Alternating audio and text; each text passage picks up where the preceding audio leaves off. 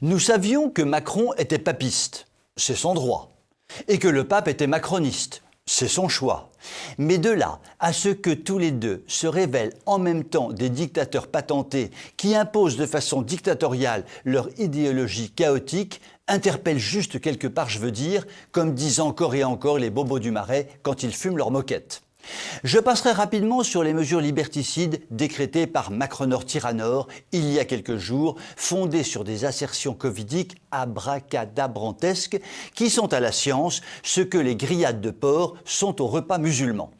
Tout a été dit et redit sur le sujet, la dictature sanitaire macronique est avérée, je n'en dirai pas plus et me contenterai d'appeler à la résistance par tous les moyens. Parlons maintenant de François.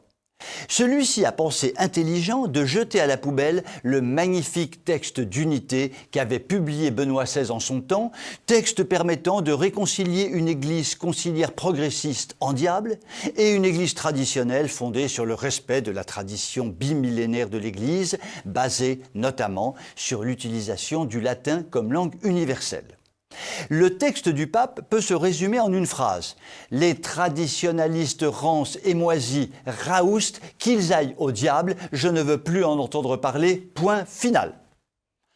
Pauvre Benoît XVI, méprisé à ce point de son vivant par son successeur. Cette décision papale a provoqué un tsunami mondial se traduisant par une avalanche de questions. Je ne résiste pas au plaisir de vous en citer quelques-unes. L'opération que le pape venait de subir lui a-t-elle abîmé les neurones à ce point? François a-t-il pensé que la chaleur estivale permettrait de faire passer une décision invraisemblable qui est une déclaration de guerre à un nombre considérable de catholiques dans le monde? Le pape est-il à ce point progressiste qu'il considère qu'il doit détruire peu à peu tout ce qui a été fait avant lui par ses prédécesseurs depuis 2 millénaires?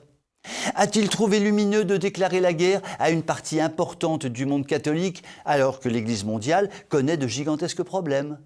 François est-il à ce point rigide qu'il en devient dictatorial, insupportable?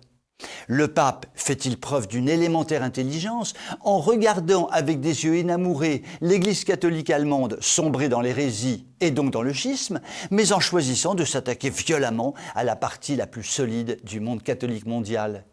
Le pape ne devient-il pas le plus grand diviseur de l'Église catholique, sachant que le prince de la division s'appelle le diable? Finalement, le pape est-il raisonnable? A-t-il toute sa raison? À toutes ces questions, dont la liste n'est pas exhaustive, chacun répondra comme il le veut. Quoi qu'il en soit, il est probable que les dégâts réalisés par un François mondialiste, immigrationniste, écologiste à la mode Greta Thunberg, déconstructiviste et sur le fond résolument révolutionnaire, laisse à sa mort une église catholique en bien piteux état. Il y a quelques jours, je parlais à ma tante Gertrude de Macron et François et elle me disait, avec son bon sens légendaire, « Ces deux-là, vivement qu'ils nous quittent, à condition qu'avec les suivants, ça ne soit pas pire. » Sacrée tantinette, va. Moi, je t'aime vraiment très fort.